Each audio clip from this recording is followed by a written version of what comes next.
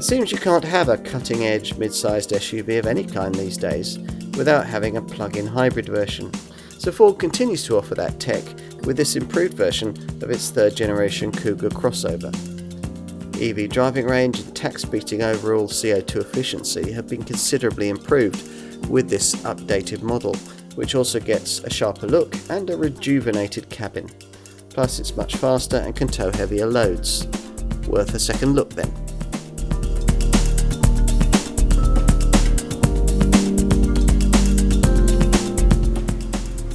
Perhaps being a market leader is about following established trends rather than pioneering new ones. Ford certainly seems to work that way. The Blue Oval brand didn't really establish any sort of real presence in the SUV sector until the second generation version of its mid-sized Kuga crossover model was facelifted in 2016. And it took the company until the 21st century's third decade to launch its first volume-made EV, the Mustang Mach-E, and its first plug-in car, the Kuga PHEV model, which is our focus here. This is the third generation Kuga, moved subtly upmarket to make space for the Puma crossover, which slots in below this model. In early 2024, Ford updated this Mark III Kuga with a smarter look, a redesigned cabin and a bit more sophistication, and gave this PHEV version more power, greater towing ability and a longer EV range. To find out more, you'll need the usual comprehensive car and driving road test.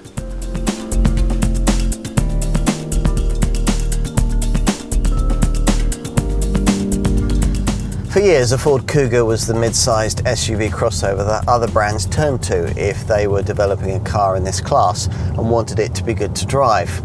The Mark I model was out on its own in this respect, but when in 2013 Ford had to make the second generation version slightly larger and heavier, they diluted a few of that original car's virtues in a manner not helped by the additional need to incorporate electric power steering.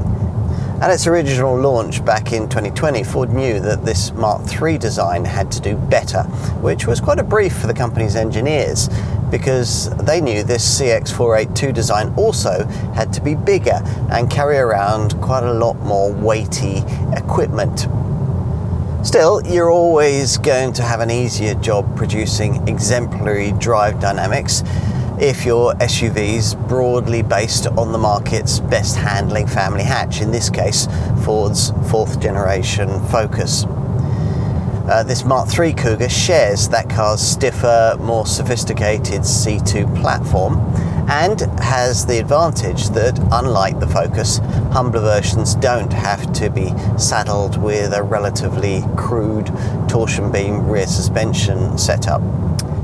All Kugas get the proper all-round independent suspension arrangement that only features on the most powerful Focuses.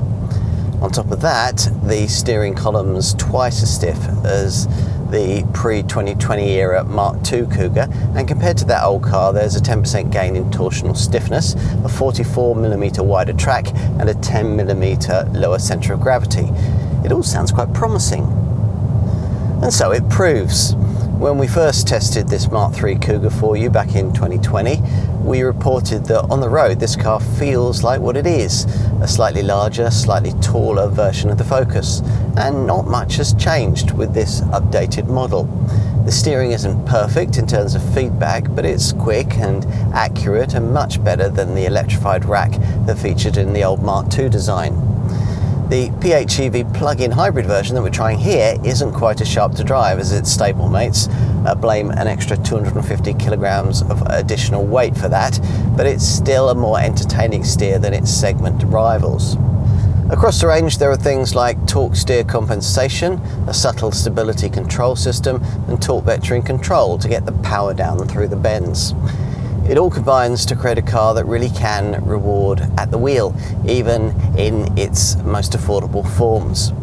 Perhaps especially in its most affordable forms. We'll get to that in a minute. Overall, there's nothing else in this segment that feels quite the same. Get out of one of these and go and drive a rival Volkswagen Tiguan or Peugeot 3008. We think you'll find that it'll feel a little dull by comparison. The ride of this Mark III design was improved too, thanks to an extra inch of suspension travel, taller profile tyres and a new isolated rear subframe. Unfortunately, you still can't have four-wheel drive on this still front-driven only PHEV variant. That's the one we've chosen to try today. But this model does now get a more powerful electric motor, taking total power to 243 PS, and a bigger 14.4 kilowatt-hour battery that now allows for a much longer EV driving range, almost 43 miles, though that's still some way off the kind of EV range figure you'd find in the best of this car's rivals. A Volkswagen Tiguan e-Hybrid, for instance, now manages up to 71 miles. To get close to Ford's quoted EV figure, you'll need to regularly boost brake regeneration energy harvesting by pressing the L button in the center of this circular gear controller. And of course, you'll need to get your head around all the different drive modes, which are all pretty much as previously. With all Kugas, there are normal, sport, eco and slippery settings, and this PHEV version adds 3 further settings for the electric drivetrain. That's EV Now, which focuses the drivetrain on all-electric output, and EV Later, which holds the current state of charge so that you can save it for urban driving that you might want to do later in your trip. Most of the time though, you'll simply leave the car in EV Auto, where clever electronics determine the most efficient use of engine and battery power. So much about the driving characteristics of this car remains as it was before, but there are significant drive differences as part of this update. Thrashing around for a unique Kuga selling point, Ford has seized upon towing capability, re-engineering hybrid and PHEV versions of this car to tow up to 2,100 kilograms, a best-in-class figure. For reference, a Volkswagen Tiguan can tow up to 2,000 kilograms, Kia Sportage just 1,500 kilograms. Special sat-nav functionality allows owners to enter the dimensions of their car and trailer, then the software will plan a route, avoiding low bridges and tight corners. Neat. As is the rather unique ability via the center screen to monitor the frugality of your Kuga whilst it's hitched up. Off-road ability has been enhanced too. Well, it has if you opt for the new Active variant, which has a ride height raised by 10mm at the front and 5mm at the rear. This version also gains an extra trail driving mode, which optimizes traction control and throttle response for progress on different surfaces.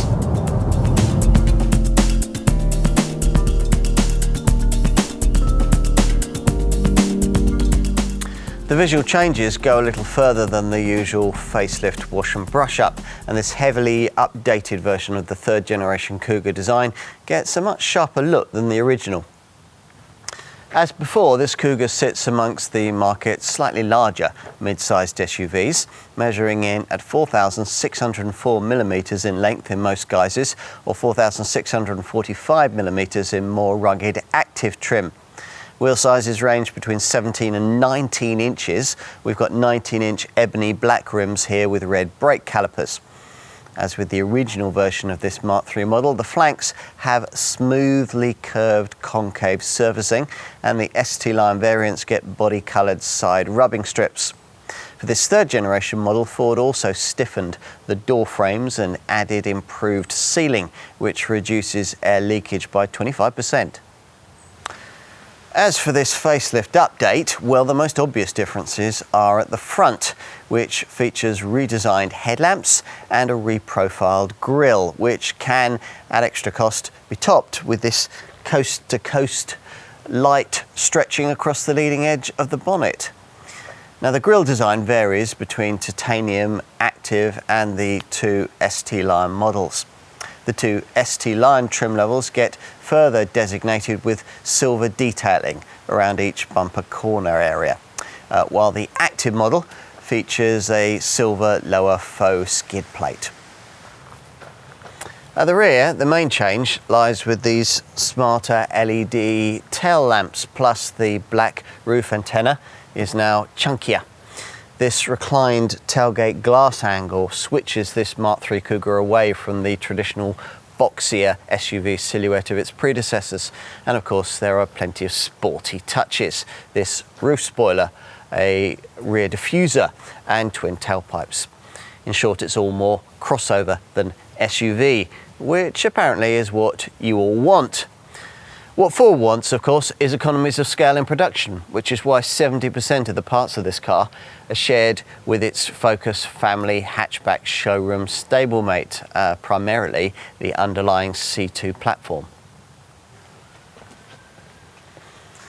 Arguably of greater significance, though, are the updates made inside. Can this updated model's cabin reflect Ford's desire for a small but subtle move-up market?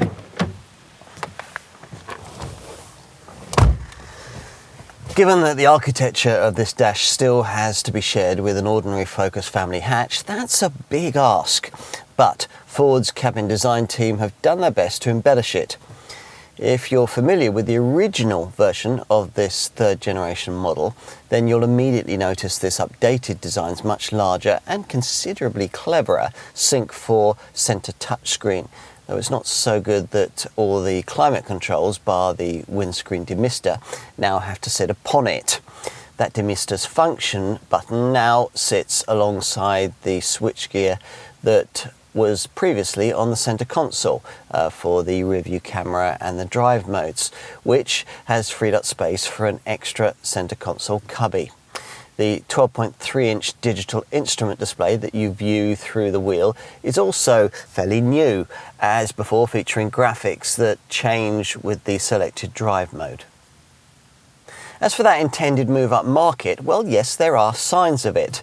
The two ST line trim variants that most will choose come with carbon fibre style fascia trimming and these sports seats which have lumbar support, a 12-way power adjustable, and come certified by the AGR, the German organisation that campaigns right across Europe for healthier backs. You sit satisfyingly high behind the wheel on chairs that are certainly supportive and come smartly upholstered in Sensico faux leather with neo suede inserts and red stitching.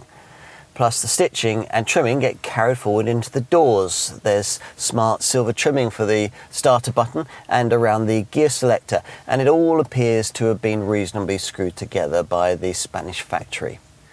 A big speaker for the premium 10-speaker 575-watt B&O sound system resides in the centre of the dash top, and on this ST Line X variant you get a head-up display too.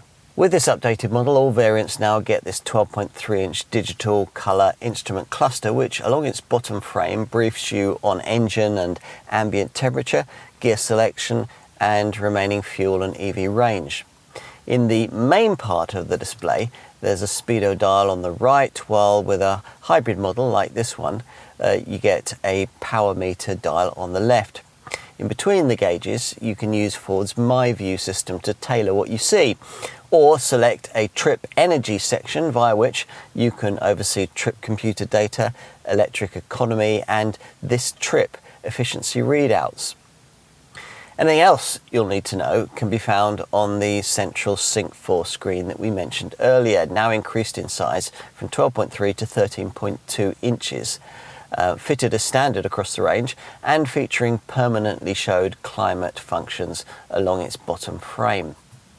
Compared to the previous monitor, it has fewer physical buttons flanking the display and now includes cloud-based navigation, over-the-air updates, a 5G data connection and Amazon Alexa, as well as wireless operation for the Apple CarPlay and Android Auto app projection systems.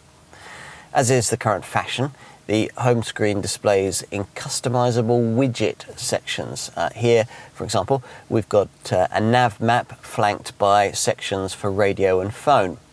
You select what you see via right-hand settings, features and apps menus, and there are some nice features built in. A power flow graphic, a trailer trip section for towers, a valet mode, and the ability to create a vehicle Wi-Fi hotspot.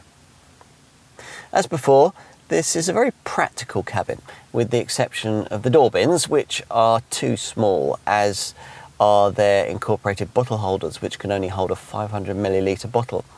The glove box can't be cooled, though it is usefully big, and you get a deep bin ahead of the gear selector with a wireless charging mat, a 12-volt port, and both USB-A and USB-C sockets. There's a deep lidded box between the seats, which incorporates a lift-out tray, and there's a phone-shaped receptacle just in front, just behind twin cup holders. You get ticket clips on the sun visors, a coin tray by the gear selector, there's netted storage in the passenger footwell, and Ford hasn't forgotten an overhead compartment for your sunglasses. All-round visibility is fine, but certainly not perfect. The front A-pillars are fairly thick, which can occasionally obstruct your view at junctions and roundabouts. The rear pillars are also thick, so you'll make full use of the standard rear parking sensors when reversing. A reversing camera is standard across the range, and above base trim it'll be upgraded to 360-degree surround view status. With that and the active park assist system that's fitted to most models, which takes over control when you're manoeuvring into a tight space, you'll be doing well to still manage to get a parking scrape on your Kuga. If the model you've chosen features this head-up display, it'll come with special filters for the retractable polycarbonate screen that'll mean that it can be read by users wearing polarized lenses. Right, let's take a look at rear passenger space.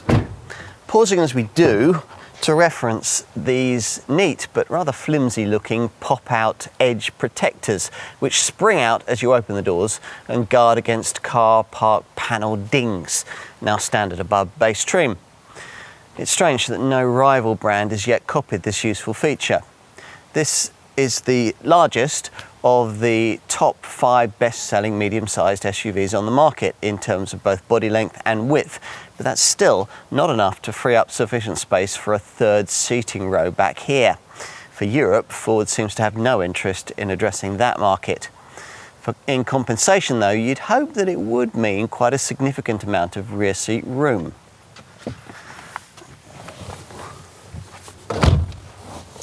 Which is pretty much what you get in terms of very decent head and legroom. The big news at the original launch of this Mark III Kuga lay with the installation for the first time of a sliding rear bench incorporated as a result of customer feedback.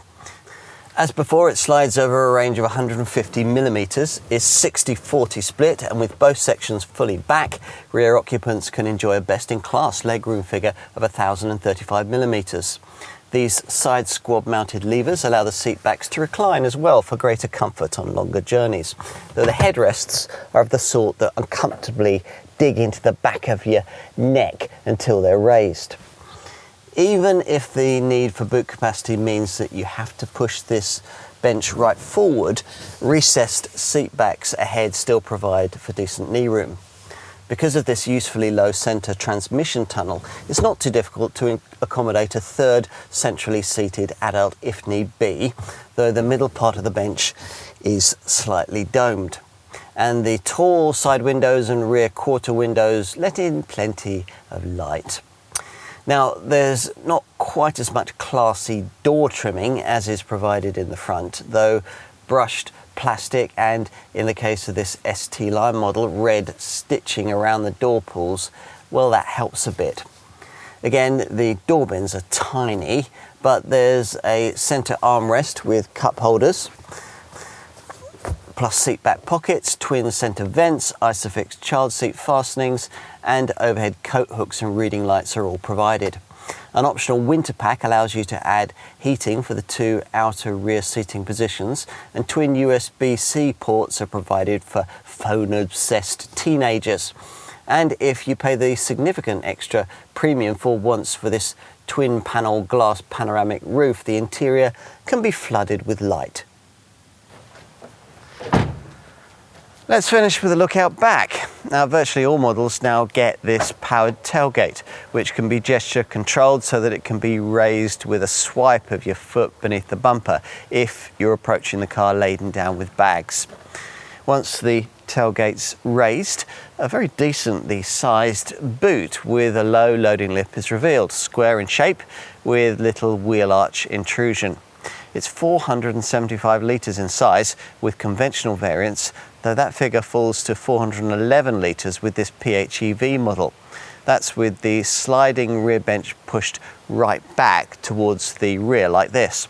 Slide it forward as far as it will go and your capacity rises to as much as 645 litres or 581 litres for this plug-in version.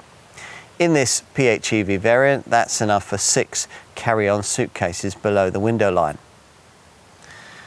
There's no conventional parcel shelf, just this fabric tonneau cover, which helpfully lifts out of the way when the tailgate's up, as you can see, but feels a bit Heath Robinson and attaches to the inside of the tailgate via a couple of cheap clips. It will, though, be much easier to store than an ordinary parcel shelf when not in use, which is just as well because there's not much space beneath the boot floor, particularly if you pay extra, as you should, for the mini spare wheel that's not been fitted here. The cargo area is a fairly practical space with small recessed corner areas on the left and the right, plus there's a 12-volt socket and a bag hook on the left, along with the button for the retracting tow bar if you've decided to fit it. And if you need more room, well, it's a bit disappointing that Ford hasn't given the rear seat back a useful 40-20-40 split, nor is there a ski hatch. You retract the seat backs using these rather flimsy cargo sidewall catches, and when the seats eventually spring forward, they don't fold completely flat. Total capacity to the window line is rated at 1,534 litres, or 1,481 litres in this PHEV model. Those figures fall to 1,478 litres and 1,423 litres respectively if you fitted the mini spare.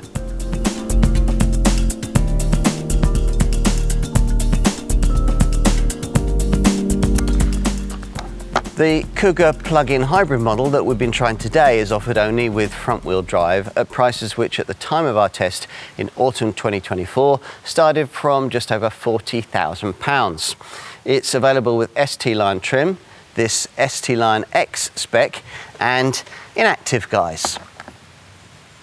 The most popular version will be the ST-Line grade, which gets 18-inch alloy wheels with red brake calipers, sports suspension, a body styling kit and power-adjustable Sensico upholstered sports seats with black neo-suede inserts and red stitching.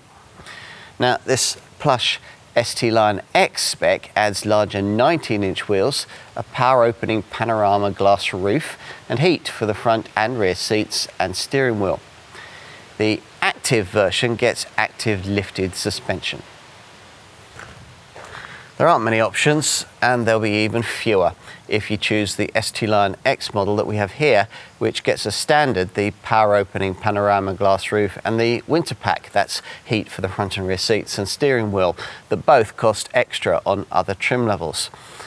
Now, on all variants, you can add an optional technology pack, which we've actually got that here. It gives you glare-free dynamic matrix LED headlamps, a coast-to-coast front light bar, and a head-up display. You might also want to add a retractable tow bar. That's another thing we've got here. You might want to add a luggage compartment net and a luggage compartment mat. You should budget in the extra £150 Ford wants for a mini spare wheel, and there are various different wheel designs. Remember that unless you order your Kuga in the only standard shade, solid frozen white, you'll have to pay your dealer £800 more for your chosen paint colour. We've got metallic bursting green here. Right, as for safety and driver assist kit, well, you get slightly less of that if you choose base titanium trim, but even there, your Kuga will still come with pre-collision assist with autonomous emergency braking, a lane keeping aid with lane departure warning and rear occupant alert. That means you won't be able to lock and leave the car with a child on the back seat. Plus, of course, you get all the usual airbags, which are linked to an e-call system that'll alert the authorities with your exact GPS location if they ever inflate. Further up the range, all Kugas come with Ford's driver's assistance pack. It's a £1,200 option with base titanium spec. Now this further gives you a front camera which drives the intelligent adaptive cruise control and traffic sign recognition systems. There's also a blind spot information system, intelligent speed assist, a driver's impairment monitor, cross traffic alert when reversing with emergency reverse brake assist. There's wrong way alert, that'll stop you from going the wrong way down a one-way street. And on all hybrid and PHEVs, active park assist, which sees the vehicle control accelerator, gear shift and braking when you're maneuvering into a tight space.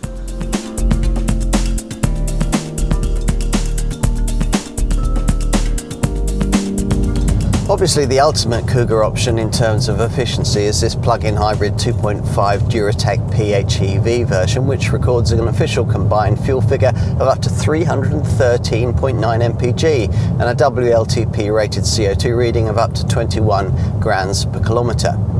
That and this improved model's longer 41-mile EV range figure now puts the Kuga PHEV in the 8% benefit in kind bracket, which is a considerable improvement on the pre-facelift version, but still lies behind the 5% BIK rating that you get from a comparable Volkswagen Tiguan e-hybrid.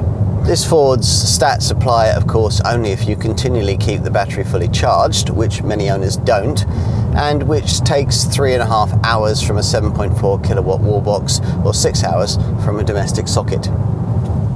Lots of screen tools are provided to enable you to maximise frugality. There's a power flow meter on the centre screen showing what's being driven by what. And on the instrument display, you can select an EV coach that helps you to use brake and throttle more efficiently. There's also a trip energy section that shows trip data and, on the hybrids, electric economy, plus a this trip section, which also shows when you power off, that displays your journey duration, MPG and miles completed under battery power. The hybrids have a clever EV zone mode, which as you drive detects areas that have restricted access for environmental reasons, notifying you as you approach. The vehicle can then activate an environmentally friendly drive mode in those areas. Towers will also like the trailer trip feature, which monitors how far the trailer you're towing has travelled and gives a fuel economy figure for the hitched up period. As for other stuff that you'll need to know, well, these days the 3-year 60,000 mile Ford warranty looks pretty unremarkable, but in the first year you do get unlimited mileage UK and European roadside cover and unlimited paint cover. There's additionally a 12-year unlimited mileage perforation warranty. There's also the Ford Service app that you can download on your phone for free. It helps you locate your nearest dealer to make maintenance bookings. Plus, as a bonus, the app can help you find petrol stations and even has a Park Me feature that remembers where you left your car to save hunting for it in busy multi-stories. The insurance group for this PHEV is from Group 21.